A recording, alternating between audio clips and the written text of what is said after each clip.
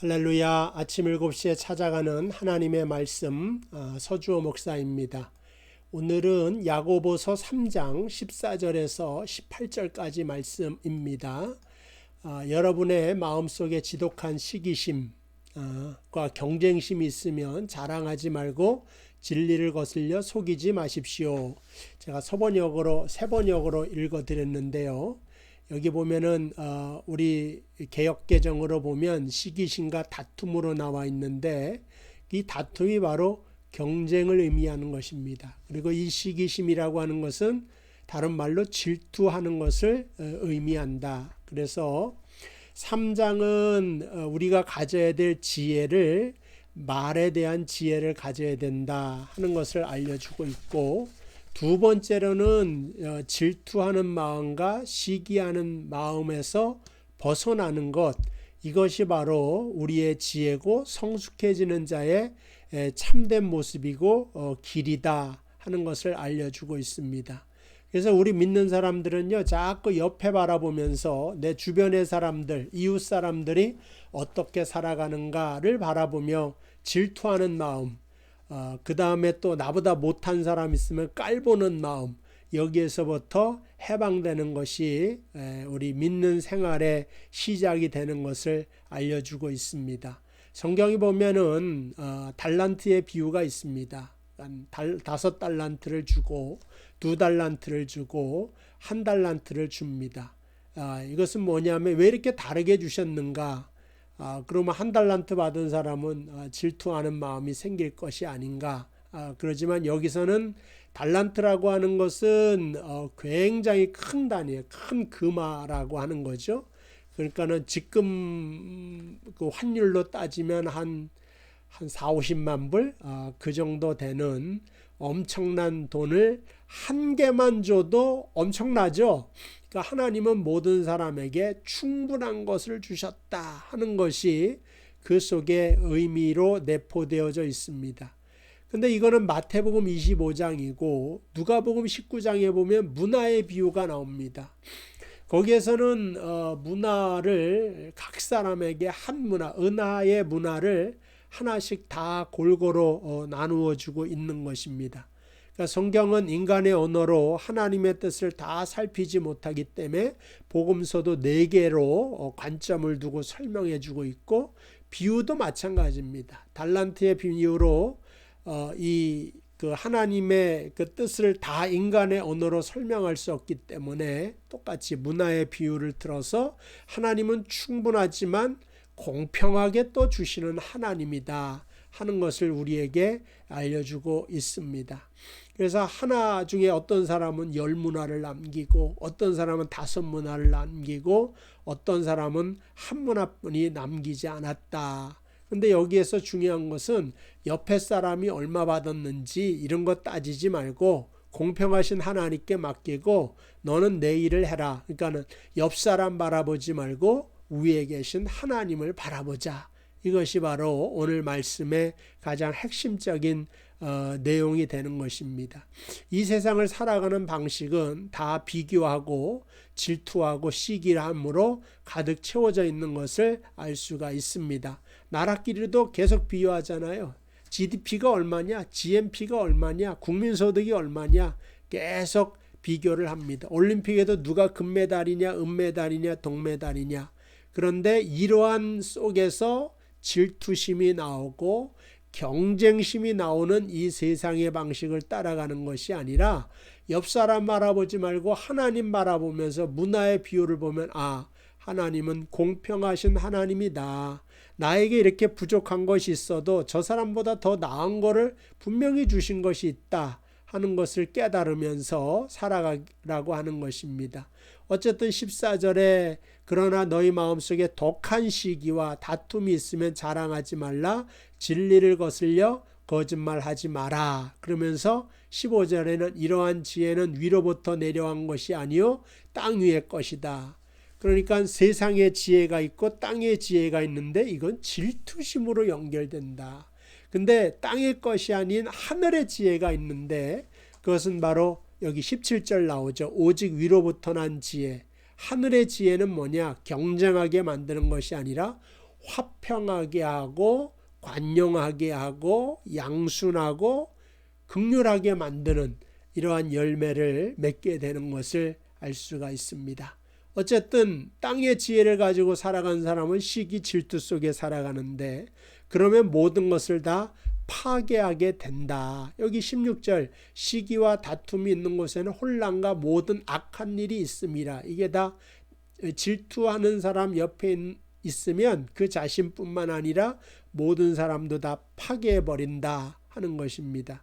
예전에 그 아마데우스라고 하는 영화가 있었어요. 그러니까 모차르트에 대한 이야기죠. 모차르트가 주인공이고 지금도 모차르트의 뭐 고향 오스트리아의 잘츠부르크 가면은 모차르트 때문에 먹고 산다는 거예요. 거기에 모차르트의 기념품, 뭐 유품들, 뭐 음악용품, 뭐 이런 거 있잖아요. 이런 걸로 다 그러니까 모차르트를 위한 뭐 초콜릿 이런 것도 다 모차르트를 상품화 시켜서 만들어서 관광객 유치해서 살 정도로 굉장히 천재적인 모차르트고 또 클래식을 조금 하는 일반인들은 뭐 물론 클래식 음악이 방대하지만 대부분의 사람들이 많이 모차르트 음악을 듣습니다. 뭐 반 정도는 듣는다 할 정도로 가정에서 말하면 그 정도로 유명한데 그 영화에 보면은 그 영화의 나리에터 영화를 설명하는 자의 목소리는 살리에르라고 하는 궁중 음악가,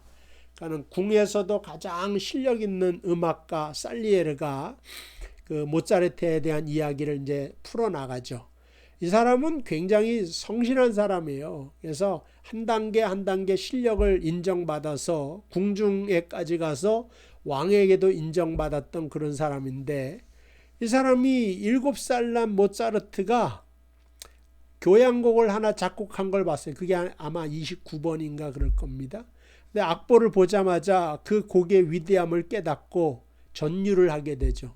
근데 더 놀라운 건 고친 자국이 하나도 없어요. 그러니까 모차르트의 머릿속에 있는 걸 그 음악을 그대로 그려내는데 하나도 안 고쳤는데 그게 완벽한 겁니다. 자기는 한 곡을 완성하려고 해도 몇 날 며칠 때로는 몇 달 몇 년을 고생해도 하나를 완성하지 못하는데 모차르트는 그냥 슬슬슬슬 하는데 그걸 완성하는 천재성을 보고 질투하는 마음이 일어나서 자신의 평생에 사실 그 사람도 굉장한 사람이에요. 그 사람도 받은 게 많은 사람이에요. 그러니까 궁중에까지 나아가면은 오스트리아에서 그 당시에 뭐 최고의 음악가로서 명성을 가진 사람이지만 자신이 있는 것 가진 것에 자족하는 마음 없이 질투하는 마음이 일으키니 자신의 인생도 파탄이 되고 모차르트까지 망가뜨리는 그러한 일을 하게 된 것을 보게 됩니다. 그러면서 하나님에 대하여 원망하죠. 하나님 왜 저렇게 망나니 같이, 그러니까 그 영화에서 보면 망나니처럼 행동하잖아요. 왜 저런 철부지 망나니에게는 이렇게 놀라운 은사를 주시고 나는 왜 아무것도 안 줬습니까? 이러면서 살리에르가 미쳐가는 모습을 영화는 우리에게 보여주고 있는 것을 볼 수가 있습니다. 그래서 질투와 시기는 모든 걸 파괴한다. 제가 어렸을 때는 미스 코리아 선발대회가 꽤 유명해서 시청률도 꽤 나오고 많은 사람들이 그걸 봤던 기억이 나요. 근데 제가 어렸을 때지만 그 한 10명을 먼저 뽑아난 다음에 뭐 미스 뭐 성경 뭐 미스 롯데 뭐 하여간 그 협찬하는 업체를 막 뽑는데 행복해해요. 내가 10명 중에 뽑혔다. 그러니까 그 당시에 대한민국에서 최고 아름다운 여인 중에 10사람 중에 하나가 됐다. 뭐 기뻐하는데 제가 볼 땐 딱 2사람 남았을 때 좀 비극이 시작되지 않나. 그러니까 2사람 가지고 비교를 하기 시작하잖아요. 근데 뭐 첫째 된 사람이나 둘째 된 사람이나 다 환호성을 불러야 마땅한데 그 2사람 중에 딱 미스 진을 딱 뽑고 나머지는 선입니다. 그러면 2등을 했지만 불행한 얼굴처럼 비춰지는 그런 느낌을 좀 받았던 것 같아요. 그러니까 그 당시에 한국에서 2번째로 예쁜 여자다. 이것이 됐지만 별로 행복하지를 않아요. 그건 뭐냐? 비교해서 일어나는 질투하는 마음과 시기하는 마음이 조금이라도 생기기 때문에 2등이 돼서도 불행해지는 것이 아닌가, 불행하게 보이는 것이 아니었나 하는 그런 생각이 좀 듭니다. 이건 전 개인적인 생각입니다. 물론 우리 백설공주에 보더라도 백설공주 어머니가 백설공주를 낳고 돌아가시죠. 그리고 왕이 왕비간택을 해서 그 나라에서 가장 이쁜 여자를 왕비로 데려왔겠죠. 한 30대 돼 보이는 여자겠죠. 뭐 40대일 수도 있고. 어쨌든 근데 이 왕비가 늘 아침마다 일어나서 하는 일이 거울을 보면서 거울에게 말합니다. 거울아 거울아, 이 나라에서 누가 가장 이쁘냐. 매일같이 자기라 그랬는데 시집 오고 나니까 아닙니다. 오늘은 백설공주가 가장 이쁩니다. 여기에 질투심을 느낀 거예요. 아무나 왕비 되는 거 아닙니다. 왕비가 돼서 권력을 가지고 부도 있고 그 다음에 뭐 두 번째로 이쁜 거 아닙니까? 거울의 말에 따르면 뭐 미에 대한 기준이 다 다르겠지만 어쨌든 그 나라 그 왕국에선 두 번째로 이쁜 여자가 되고 또 백설공주는 젊은 여자고 자기는 또 이렇게 중년의 여자니까 그럴 수도 있겠지. 얼마든지 넘어가면서 중년은 중년의 아름다움이 있지. 이렇게 넘어갈 수 있는데 그 순위 매기는 경쟁심이 질투를 만들어내고 그것으로 인하여 뭐 백설공주 죽이고 뭐 자기 인생도 그러면은 그 마음이 전쟁터가 되기 때문에 행복할 수가 없다. 왕비가 돼서도 행복하지 않는 방법, 질투심과 시기심을 갖는 것이다. 그렇게 말할 수가 있는 것입니다. 그래서 우리는 그 질투심과 그 다음에 이러한 것들을 극복해야 됩니다. 초대교회 그 7가지 제가 있어요. 영화로도 아마 좀 만들어졌는데 조금 뭐 히트하긴 했지만 하여간 그 7개의 죄악을 뭐 이렇게 단죄하는 그런 좀 영화인데 첫 번째가 뭐냐? 그 마귀의 죄입니다. 그 뭐라 그럴까? 그 교만한 거. 그래서 자신이 계명성이 되어서 하나님과 같이 비기겠다. 하나님과 같이 높아지려고 하는 그 교만이 마귀의 죄다. 두 번째는 인간의 죄. 그게 바로 질투입니다. 인간은 항상 질투한다. 세상은 항상 질투한다. 근데 야고보서는 믿음을 가진 자가 있으면 어떻게 살아가야 되는 걸 가르친다 그랬잖아요. 그게 바로 첫 번째 그 3장에 나오는 언어생활. 두 번째가 질투하는 마음을 다스리는 것이 진짜 믿음이다. 이렇게 우리에게 말씀해 주고 있는 것입니다. 하나님의 사람도 마찬가지예요. 베드로가 요한복음 21장에 보면 예수님 만나고 예수님께 사함을 받고 그쵸? 배신한 거에 대해를 다 예수님이 사해 주시고 너는 내 양을 먹이라 라고 하는 말씀을 듣지 않습니까? 다시 회복시켜주고 소명 주고 초대교회의 리더가 되어라. 이런 도장까지 받았는데 베드로 눈에 뭐가 들어옵니까? 20절, 21장 20절의 요한복음 베드로가 돌이켜 예수께서 사랑하시는 그 제자가 따르는 것을 보니 자 여기 보면은 예수께서 사랑하시는 그 제자가 따르는 것을 보니 그래서 예수님이 나를 더 사랑할까 요한을 더 사랑할까 베드로가 늘 이걸 생각하지 않았을까. 좀 더 나가서 그는 만찬석에서 예수의 품에 의지하여 주님을 파는 자가 누구 오니까 묻던 자라. 그러니까 최후의 만찬에서 예수의 품에 안겼던 제자가 바로 누가 요한이란 말이에요. 그게 아마 베드로의 눈에 계속적으로 밟혔던 것 같아요. 그러니까 묻잖아요. 베드로가 그를 보고 예수께 여짜오되 주님 이 사람은 어떻게 되겠습니까?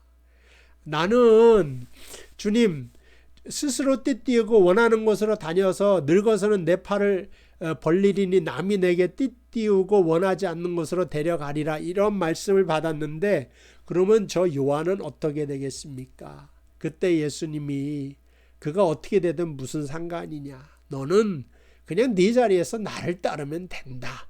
그 말씀을 하시죠. 그래서 옆을 바라보지 말고 주님 위를 바라봐라. 옆을 바라보고 질투하는 마음 또 옆을 바라보고 나보다 못한 사람 깔보는 마음 이건 땅의 지혜라 이거예요. 땅의 지혜는 쓸 것이 못되고 옆을 주변을 바라보지 말고 위를 바라보라고 하는 그러한 말씀을 하게 되는 것을 보게 됩니다. 그래서 뭐 너무 잘났고 너무 많은 것도 다 좋은 것은 아니다. 제가 지난주에 말씀드린 것 같은데 많이 가졌다고 꼭 행복한 거 아니다. 적당한 것이 중요하다. 제가 농사를 져보면은 적당한 햇볕이 중요합니다.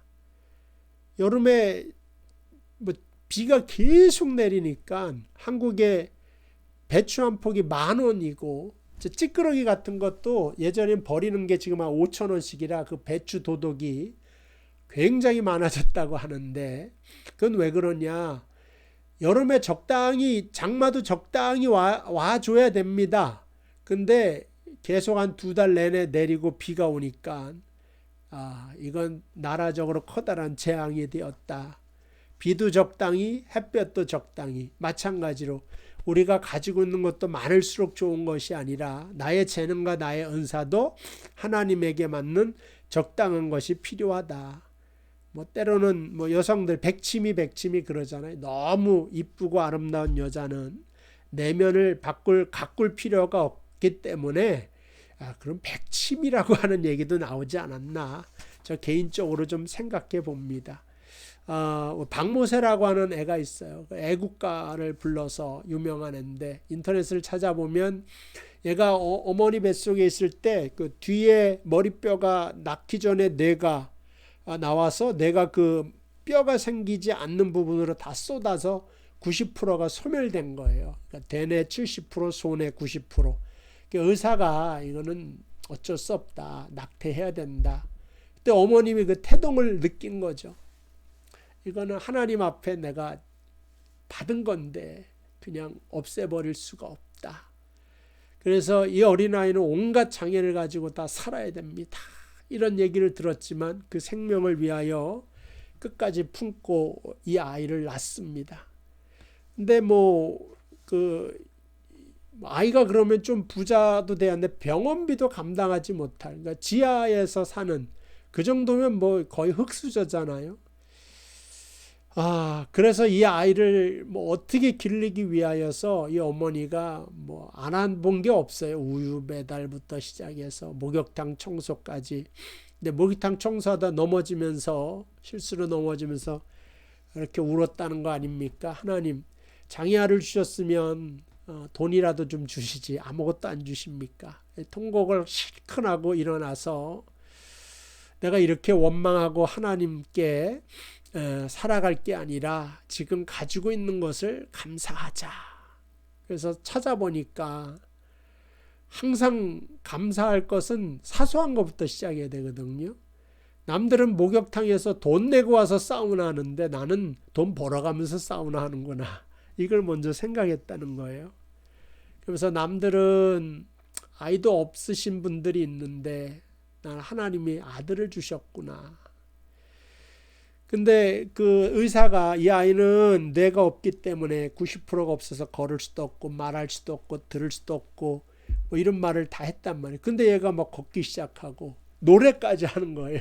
영어 노래까지 해요. 그래서 그 미국 세계 방방곡곡 다니면서 다 노래를 하고 그런 걸 바라볼 때마다 하나님 노래할 줄 알아서 감사합니다. 걸을 줄 알게 해주셔서 감사합니다. 말할 줄 알게 해주셔서 감사합니다. 그러고 나서 행복을 되찾았다고 합니다. 그래서 오늘 말씀은 우리가 하늘의 지혜를 가져야 되는데 하늘의 지혜는 옆을 바라보지 않고 위를 바라보는 거다.